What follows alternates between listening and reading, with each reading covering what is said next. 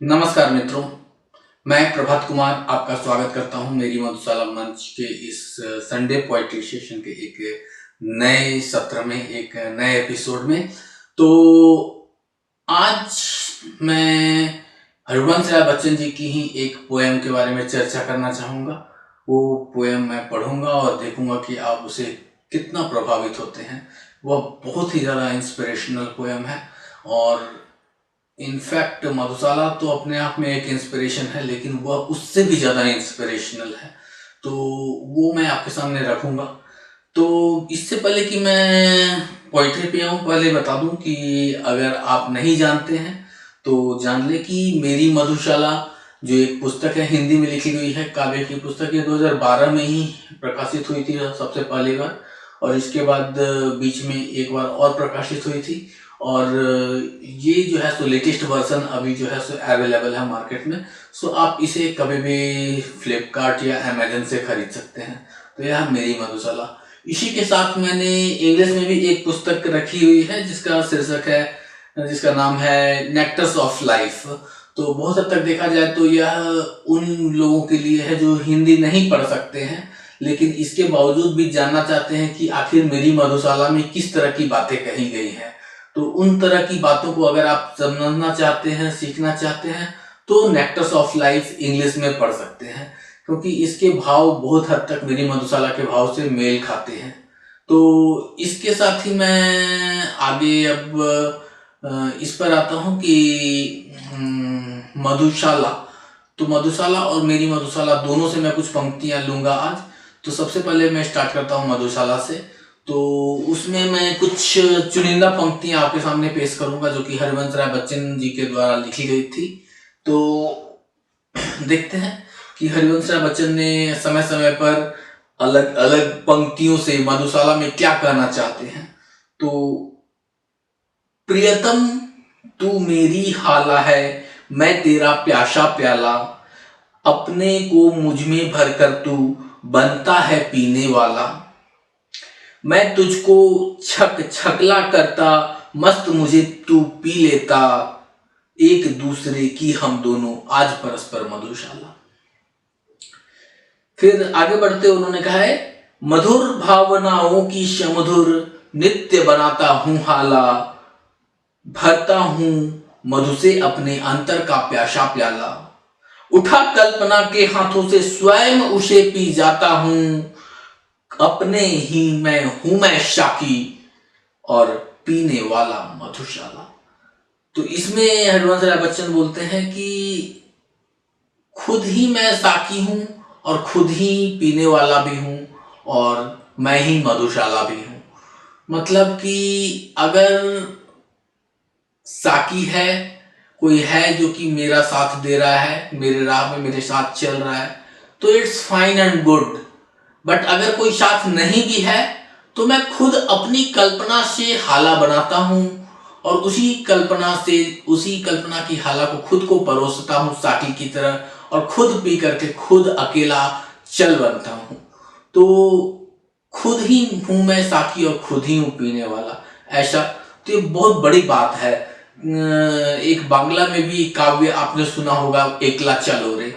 तो एकला चलो रे काव्य का मतलब होता है कि अगर किसी का साथ नहीं है तो ऐसा कोई फर्क नहीं पड़ता, अकेले चलो। अकेले चलते चलते बहुत बड़ी बड़ी महारतें हासिल कर लेते हैं लोग। तो अकेले चलने में कोई इश्यू नहीं है। इसके बाद तो चलने ही चलने में कितना जीवन हाय बिता डाला, दूर अभी है पर कहता है हर पथ बतलाने वाला, हिम्मत है ना बढ़ूं आगे, हिम्मत है ना बढ़ूं आगे को, साहस है ना फिरूं पीछे, किंग कर्तव्य विमुड़ मुझे कर दूर खड़ी है मधुशाला। सिंपल सी बात है, चलते चलते इतना चले गए, आधी जिंदगी में आकर के अटक गए हैं। अब समझ में नहीं आता कि आगे बढ़ूं या पीछे जाऊं। अब बीच जिंदगी में आकर के फंस गया हूं। तो बीच जिंदगी में आकर के फंस गया हूं तो अब क्या कर सकता हूँ। तो फिर मधुशाला को याद कर रहा हूँ, हरिवंश राय बच्चन जी की इस कविता को याद कर रहा हूँ, इस पंक्तियां को याद कर रहा हूँ। हिम्मत नहीं है कि आगे बढ़ूं और ना ही साहस है कि पीछे फिरूं, और ऐसी स्थिति में किंग कर्तव्य विमूढ़ मुझे कर दूर खड़ी है मधुशाला। मधुशाला कहीं दूर खड़ी हुई है, मैं उसे देख रहा हूं बस। मुख से तू अविरित कहता जा, मधु मदिरा मादक हाला। मुख से तू अविरित कहता जा, मधु मदिरा मादक हाला। हाथों में अनुभव करता जा, एक ललित कल्पित प्याला। ध्यान किए जा मन में सुमधुर सुखकर सुंदर साकी का। और बढ़ा चल पथिक, तुझे न दूर लगेगी मधुशाला। तो अपने इन भावों से हरिवंश राय बच्चन ने हमें मंत्र मुग्ध कर रखा है। हम लोग कुछ सोच ही नहीं पाते आगे कि अब बोले क्या। इन पंक्तियों को अगर वाकई में एवरीडे उच्चारण किया जाए तो मतलब एक तरह से समझिए तो सूर्य मंत्र जो हम लोग उच्चारण करते हैं उसके बराबर है। और फिर कहते हैं, कुछ भूल हुई मुझसे मानो और छीन लिया मैं का प्याला। ये मेरी लिखी हुई है। इसमें before that I am giving you एक छोटा सा संदर्भ दे देता हूं कि जिस तरह से मधुशाला तो किसी धर्म को नहीं मानती है, ये पहले बता देता हूँ। मधुशाला अपने आप में कोई धर्म भी नहीं है, लेकिन हाँ सभी धर्म का सम्मान करती है इस ढंग से कि अगर कोई धर्म बोलता है कि कुछ अच्छी बातें हैं जो करनी चाहिए तो बोलते हैं कि हाँ अच्छी बातें हैं तो करनी चाहिए, गलत बातें हैं नहीं करनी चाहिए तो गलत बातें हैं नहीं करनी चाहिए। तो इस सिंपल फिलॉसफी को लेकर के मधुशाला चलती है और किसी भी धर्म के कट्टरपंथी होने पर विरोध करती है और उसका समर्थन नहीं करती है। तो मधुशाला को इतना तो समझ लीजिए। और इसके बाद ये बोलती है कि मधुशाला के अंतर्गत, मैंने जो मधुशाला लिखा है मेरी मधुशाला, उसके अंतर्गत ये भी होता है कि कुछ प्रावधान है। उस प्रावधान के अंतर्गत है कि सजा कैसे मिलना चाहिए किसी को, अगर कोई गलत करता है तो किस प्रकार का सजा हो। तो अलग अलग लोगों के लिए अलग अलग सजा का प्रावधान है। तो वो मैंने लिखा है तो इसको ज्यादा हाई टाइड में लेने की जरूरत नहीं है, लेकिन आप जस्ट एज्यूम कर सकते हैं कि मैंने क्या लिखा है। कुछ भूल हुई मुझसे मानो। अब मुझसे मतलब किसी भी पीने वाले से, मैं अपने को पीने वाला मानता हूँ। तो कुछ भूल हुई मुझसे मानो और छीन लिया मैं का प्याला। तो अगर पीने वाला भूल करता है तो उससे मैं का प्याला छीन लो, उसको पीने को नहीं मिलेगा, उसको सजा मिल गया। कुछ भूल हुई मुझसे मानो और छीन लिया मैं का प्याला। कुछ पाप हुआ तुमसे मानो और थमा दिया विष का प्याला। अब कुछ पाप मतलब कुछ जघन्य अपराध कर लिया, पाप कर लिया, तो जिसे हमारे वाकई में रियल जुडिशियल सिस्टम में भी सजा है कि फांसी का सजा दे दो और या फिर 20 वर्ष का कारावास दे दो। तो उसी को बोला जा रहा है, कुछ पाप हुआ तुमसे मानो और थमा दिया विष का प्याला। और अपराध जो पाप से भी एक छोटे क्रम श्रेणी में आता है, तो उसके लिए बोला गया कि साकी से अपराध हुआ तो कैसी सजा उसको देंगे, नहीं पिएंगे उनसे मदिरा, इतराए अपनी मधुशाला। तो अगर साकी से अपराध होता है तो ऐसी स्थिति में साकी मतलब you do not need to think that Saki will be only girl, it can be boy, anybody who is serving the community, that is generally Saki. So in that case अगर जो इतना अच्छा काम करता है, सबको हमेशा सर्व करता है और सबके लिए काम करता है, so anybody who is serving a community or a majority of people, that comes in the category of Saki. So उन लोगों से अगर अपराध होता है तो कैसी सजा उसको देंगे, तो उनसे वो भी अपराध कर सकते हैं, वो भी कुछ गलत काम कर सकते हैं, वो कोई इतना बड़ा पाप नहीं करेंगे लेकिन कोई अपराध तो कर ही सकते हैं। तो अगर वो कोई अपराध करते हैं तो उनको सजा कैसा देंगे, तो उनके लिए कहा गया कि नहीं पिएंगे उनसे मदिरा, इतराए अपने मधुशाला। तो उनसे बोलते हैं कि जिसके साथ अपराध हुआ है, जो भी गिल्टी फील कर रहा है जो भी, तो वो दोनों के बीच में ऐसा संवाद होगा कि वो एक दूसरे से बात नहीं करेंगे या एक दूसरे से हेल्प नहीं लेंगे। That kind of synergy will happen. तो ये मेरी मधुशाला एक बहुत ही डिफरेंट टाइप ऑफ पोएट्री था जो कि सजा के ऊपर डील करता था। तो इसको मैंने अपने एजुकेशन सिस्टम में रखा है। तो इसके अलावा और इसके बाद मैं आता हूँ कुछ व्यक्तिगत मधुशाला पे जो कि मैंने लिखी है। मैं जनरली किसी व्यक्तिगत किसी व्यक्ति के ऊपर मैं काव्य नहीं लिखता हूँ। कहने के लिए मैंने एक काव्य लिखा था बहुत पहले, जो कि केजरीवाल के ऊपर था, वो भोजपुरी में लिखा था। भोजपुरी में मेरा आज तक केवल एक ही काव्य है, और वो भी सिर्फ सर केजरीवाल के ऊपर ही है। अरविंद केजरीवाल की बात कर रहा हूँ सच में। तो उस समय की बात थी जब वो किसी पार्टी में नहीं थे, उनकी खुद की पार्टी भी नहीं थी, आम आदमी पार्टी। तब वो बड़े बड़े लोगों के तख्ता को हिला दिए थे चिल्ला चिल्ला करके, कि उनका गला भी खराब हो गया था। तो ऐसी स्थिति में मुझे वो एक बहुत बड़े शेर नजर आते थे, तो मैं उनके ऊपर मैंने एक कविता लिखी थी। तो वो भोजपुरी में थी, वो किसी दिन मैं वो भी सुनाऊंगा तो मजा आएगा। तो आज के लिए नहीं, तो आज मैं बताता हूँ व्यक्तिगत मधुशाला में मैं सबसे पहली जो मेरी कविता है ये अमिताभ बच्चन सर जी के ऊपर है। तो वो 70 वर्ष के जब हुए थे, उनका वर्षगांठ मन रहा था, उनका जन्मदिन मनाया जा रहा था, तभी मैंने ये सोचा और लिखा। तो ये ऐसे है।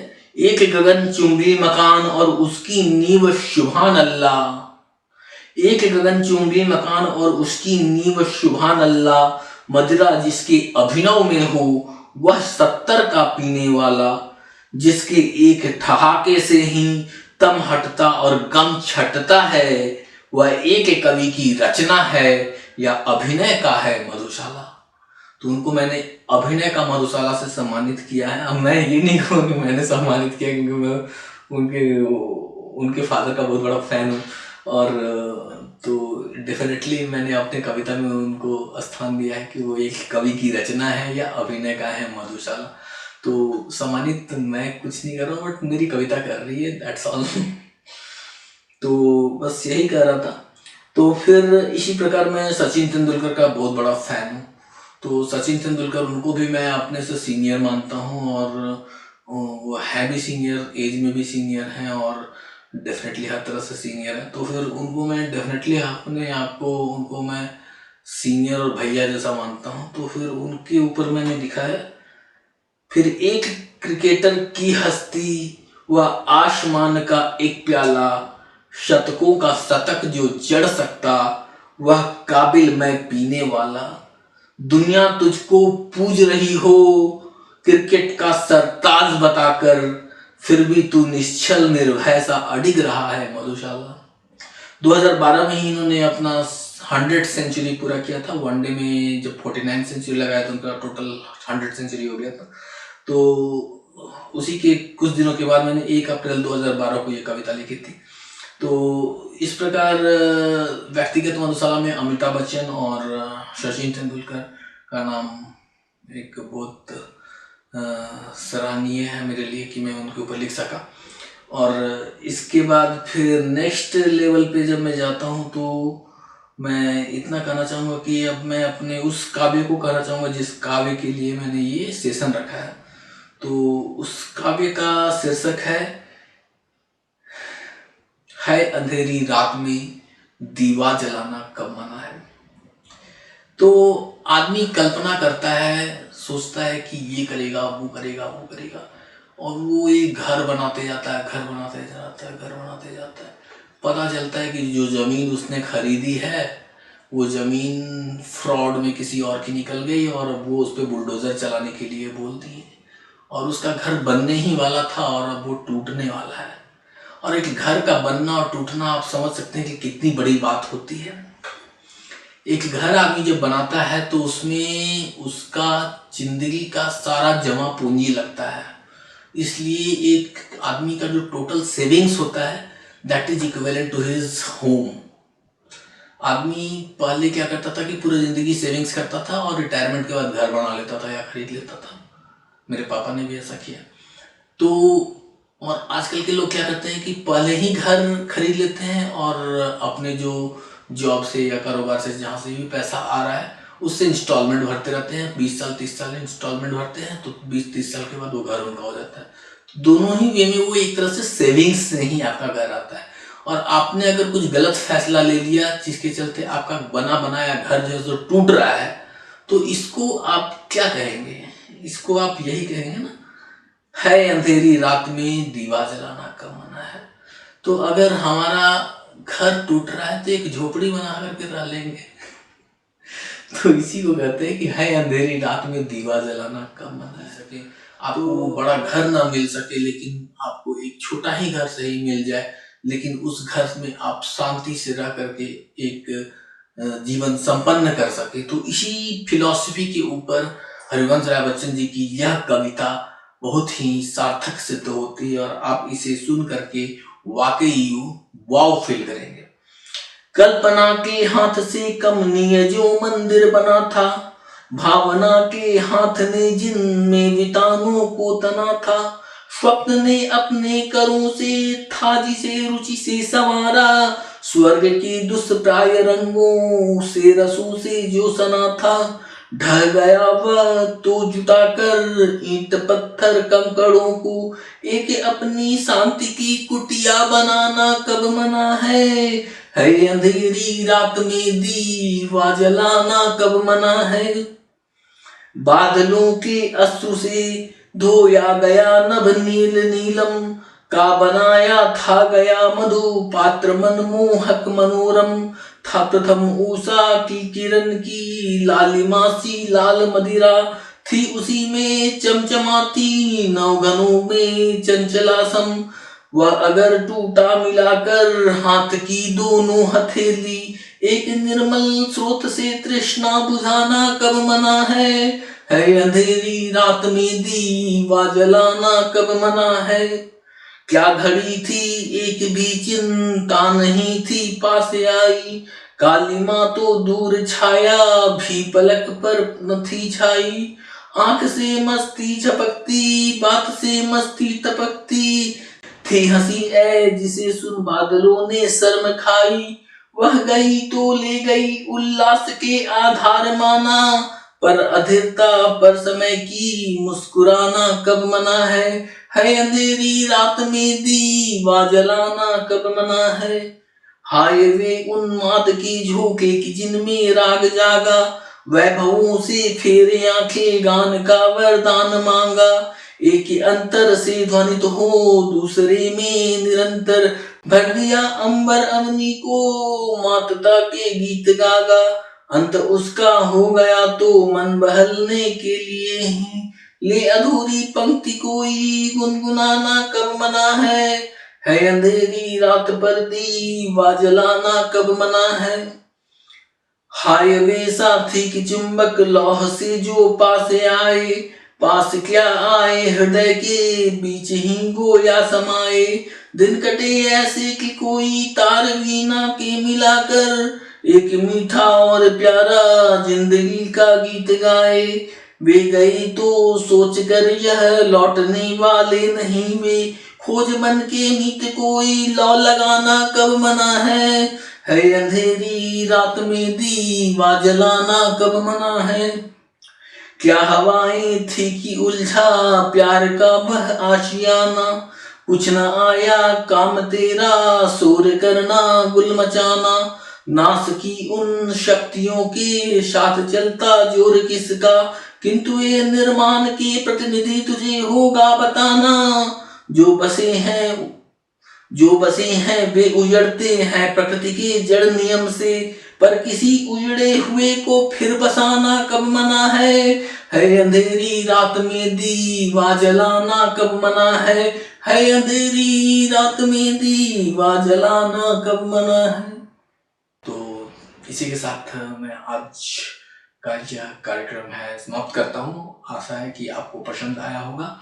अगर आपको पसंद आता है तो लाइक और सब्सक्राइब करें और मुझे प्रोत्साहित करें ताकि मैं और भी ऐसे एपिसोड्स प्रोड्यूस कर सकूं, और साथ ही साथ मैं नई कविता और नई पोइट्री और नई सॉन्ग्स आपके सामने भी प्रस्तुत करता रहूँगा।